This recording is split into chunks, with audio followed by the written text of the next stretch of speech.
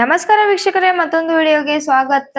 ಈಗ ಎಲ್ರ ಮನೆಯಿಂದನೂ ಲೆಟರ್ಗಳು ಬಂದಿದ್ದಾಗಿದೆ. ಎಲ್ರಿಗೂ ಅರ್ಧ ಜನಕ್ಕೆ ಲೆಟರ್ ಸಿಕ್ಕಿದೆ, ಇನ್ನರ್ಧ ಜನಕ್ಕೆ ಲೆಟರ್ ಸಿಕ್ಕಿಲ್ಲ. ಲೆಟರ್ ಸಿಕ್ಕಿರೋದು ಬರೀ 6 ಜನಕ್ಕೆ ಮಾತ್ರ. 16 ಜನದಲ್ಲಿ 6 ಜನಕ್ಕೆ ಲೆಟರ್ ಸಿಕ್ಕಿದೆ, 10 ಜನಕ್ಕೆ ಲೆಟರ್ ಸಿಕ್ಕಿಲ್ಲ.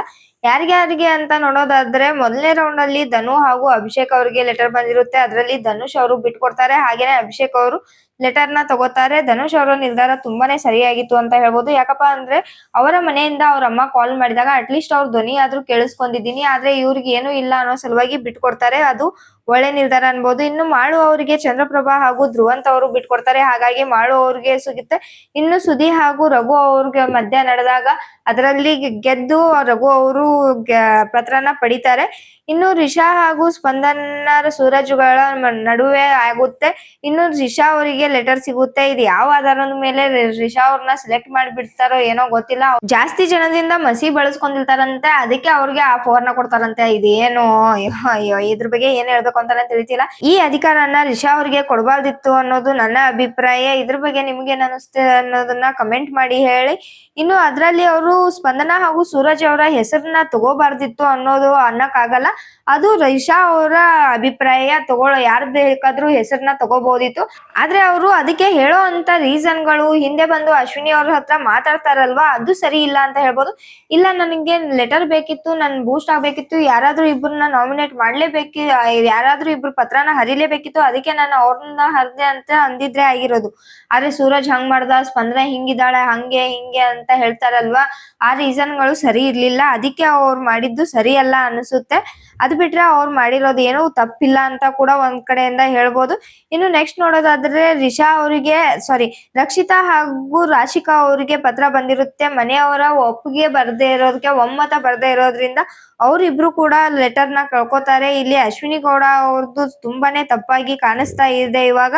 ಇನ್ನು ನೆಕ್ಸ್ಟ್ ನೋಡಿದ್ರೆ ಗಿಲ್ಲಿ ಹಾಗೂ ಕಾವ್ಯ ಅವರ ಲೆಟರ್ ಬಂದಿದೆ. ಅದರಲ್ಲಿ ಗಿಲ್ಲಿ ಅವರು ತಮ್ಮ ಪತ್ರನ ಬಿಟ್ಟು ಕೊಟ್ಟಿದ್ದಾರೆ, ಹಾಗೇನೆ ಕಾವ್ಯಗೆ ಅದನ್ನ ಕೊಟ್ಟಿದ್ದಾರೆ ಪತ್ರನ. ಹಾಗಾಗಿ ಕಾವ್ಯ ಅವರು ಪತ್ರನ ಪಡೆದಿದ್ದಾರೆ. ಆದ್ರೆ ಕಾವ್ಯ ಅವ್ರಿಗೆ ಆ ಆಪ್ಷನ್ ಇತ್ತ ಇಲ್ವಾ ಅನ್ನೋದನ್ನ ನಾವು ಕಾಯ್ದು ನೋಡ್ಬೇಕು. ಯಾಕಂದ್ರೆ ಪ್ರೋಮೋದಲ್ಲಿ ತೋರಿಸಿರೋ ರೀತಿ ನೋಡಿದ್ರೆ ನೀವು ಕೂಡ ಎತ್ಕೊಂಡ್ ಬರ್ಬೋದು ಅನ್ನೋದಿತ್ತು. ಇಬ್ರು ಕೂಡ ಎತ್ಕೊಂಡ್ ಬಂದಿದ್ರೆ ಲೆಟರು ಅಕಸ್ಮಾತ್ ಆಗಿ ಇಬ್ಬರಿಗೂ ಸಿಕ್ತಿತ್ತೇನೋ ಅನ್ನೋ ರೀತಿ ಇವಾಗ ಮೇಲ್ನೋಟಕ್ಕೆ ಕಾಣಿಸ್ತಾ ಇದೆ. ಆದ್ರೆ ಎಪಿಸೋಡ್ ಅಲ್ಲಿ ಕಾಯ್ದು ನೋಡ್ಬೇಕು ಬಿಗ್ ಬಾಸ್ ಅವರು ಯಾವ ರೀತಿ ಟ್ವಿಸ್ಟ್ ಕೊಟ್ಟಿದ್ದಾರೆ ಅಂತ. ಟ್ವಿಸ್ಟ್ ಏನು ಇರ್ಲಿಲ್ಲ ಅಂದಿದ್ರೆ ಮಾತ್ರ ಇವರು ಕಾವ್ಯ ಅವರು ಮಾಡಿರೋದು ಕೂಡ ತಪ್ಪು ಅಂತ ಅನಿಸುತ್ತೆ.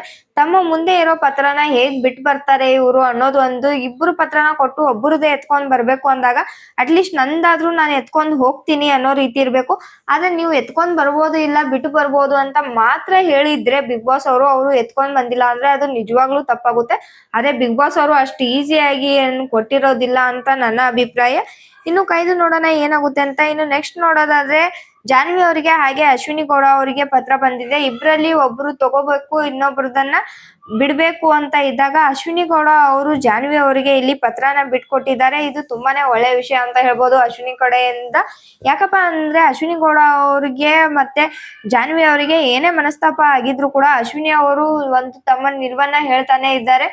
ನಾನು ಅವಳು ಫ್ರೆಂಡನೇ, ಅದು ಏನೇ ಆಗಿರ್ಬೋದು, ಜಗಳ ಗೇಮು ಅದು ಇದು ಅಂತ ಬಂದಾಗ ನಾನು ಅವಳು ವಿರುದ್ಧವಾಗಿ ನಿಂತ್ಕೋತೀನಿ. ಹೌದು ನಿಜ, ಕಾಂಪಿಟೇಷನ್ ಅಂತ ಬಂದಾಗ, ಆಟ ಅಂತ ಬಂದಾಗ, ಗೆಲ್ಲೋದು ಅಂತ ಬಂದಾಗ ನನ್ನ ಆಟ ನಾನು ಆಡ್ತೀನಿ, ಅವಳ ಆಟ ಅವಳು ಆಡ್ತಾಳೆ.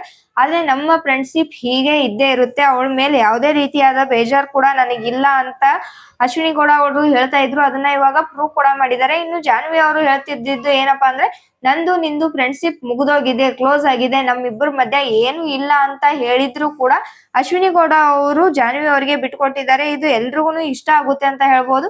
ತಮ್ಮ ನಿಲುವಿನ ಮೇಲೆ ತಾವು ನಿಂತ್ಕೊಂಡಿದ್ದಾರೆ. ಇನ್ನು 6 ಜನ ಇವಾಗ ಸೇವ್ ಆಗಿದ್ದಾರೆ ನಾಮಿನೇಷನ್ ಇಂದ. ಇನ್ನು 10 ಜನ ನಾಮಿನೇಟ್ ಆಗಿದ್ದಾರೆ ಅಂತ ಹೇಳ್ಬೋದು. ನನಗೆ ಯಾಕೋ ಇದು ಇಷ್ಟ ಆಗ್ಲಿಲ್ಲ. ಯಾಕಪ್ಪ ಅಂದ್ರೆ ಇಲ್ಲಿ ಸುದೀಪ್ ಅವರ ಮಾತಿಗೆ ಬೆಲೆನೆ ಕೊಟ್ಟಿಲ್ಲ ಅಂತ ಹೇಳ್ಬೋದು ಬಿಗ್ ಬಾಸ್ ಅವರು.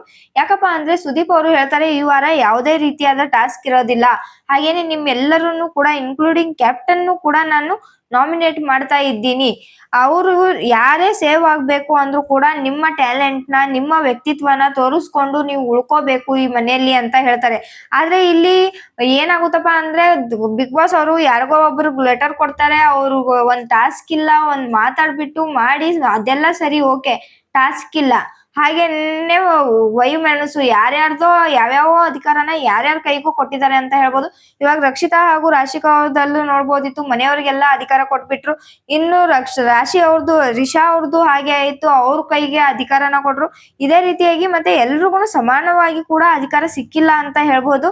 ಬಿಗ್ ಬಾಸ್ ಅವರೇ ಇಲ್ಲಿ ತಾರತಮ್ಯನ ಮಾಡ್ತಾ ಇದ್ದಾರೆ. ಸೊ ಇಲ್ಲಿ ಏನ್ ಬಂತು ಅದ್ರಲ್ಲಿ, ಅವ್ರ ವ್ಯಕ್ತಿತ್ವನ ತೋರಿಸ್ಕೊಂಡು ಹೇಗ್ ಉಳ್ಕೊಂಡಂಗಾಯ್ತು. ಹಾಗೆ ನೋಡಿದ್ರೆ ರಿಷಾ ಅವರು ಮೊನ್ನೆನೆ ಹೋಗ್ಬೇಕಿತ್ತು, ಗಿಲ್ಲಿ ಅವ್ರಿಗೆ ಮ್ಯಾನ್ ಹ್ಯಾಂಡ್ಲಿಂಗ್ ಮಾಡಿದಾಗ ಹೊಡೆದಾಗ ಇಲ್ಲಿ ಗಂಡ್ ಮಕ್ಳಿಗೂ ಒಂಥರ ನ್ಯಾಯ, ಹೆಣ್ಮಕ್ಳಿಗೂ ಒಂಥರ ನ್ಯಾಯನ ಅಂತ ಇವಾಗ ಆಚೆ ಕಡೆ ತುಂಬಾನೇ ಮಾತುಗಳು ಶುರು ಆಗಿದಾವೆ ಅಂತ ಹೇಳ್ಬಹುದು. ಇನ್ನು ವಾರಾಂತ್ಯದಲ್ಲಿ ಅವ್ರನ್ನ ಕಳಿಸ್ತಾರ ಇಟ್ಕೋತಾರ ಅಂತ ನೋಡ್ಬೇಕು. ಮನೆಯಲ್ಲಿ ಇನ್ನು ಕಳಿಸಿಲ್ಲ, ಮನೆಯಲ್ಲೇ ಇಟ್ಕೊಂಡಿದ್ದಾರೆ ಅಂದ್ರೆ ಬಿಗ್ ಬಾಸ್ ಮೇಲಿನ ಅಭಿಪ್ರಾಯ ತುಂಬಾ ಜನರಲ್ಲಿ ಒಪಿನಿಯನ್ ಚೇಂಜ್ ಆಗುತ್ತೆ ಅಂತ ಹೇಳ್ಬೋದು. ಮತ್ತೆ ರೆಸ್ಪೆಕ್ಟ್ ಕೂಡ ಚೇಂಜ್ ಆಗುತ್ತೆ ಅಂತ ಹೇಳ್ಬೋದು. ಇದರ ಬಗ್ಗೆ ನಿಮ್ಮ ಅಭಿಪ್ರಾಯ ಏನು ಅನ್ನೋದನ್ನ ಕಮೆಂಟ್ ಮೂಲಕ ತಿಳಿಸಿ. ಇದೇ ರೀತಿಯಾದ ಬಿಗ್ ಬಾಸ್ ರಿಲೇಟೆಡ್ ಅಪ್ಡೇಟ್ ಗಳಿಗಾಗಿ ನಮ್ಮ ಚಾನೆಲ್ ನ ಇನ್ನೂ ಸಬ್ಸ್ಕ್ರೈಬ್ ಮಾಡ್ಕೊಂಡಿಲ್ಲ ಅಂದ್ರೆ ಸಬ್ಸ್ಕ್ರೈಬ್ ಮಾಡ್ಕೊಳ್ಳಿ. ಹಾಗೇನೆ ಪಕ್ಕದಲ್ಲಿರುವಂತ ಬೆಲ್ ಐಕನ್ ಕ್ಲಿಕ್ ಮಾಡಿ ಅಂತ ಹೇಳ್ತಾ ಮತ್ತೆ ಸಿಗೋಣ ಮುಂದಿನ ವಿಡಿಯೋದಲ್ಲಿ.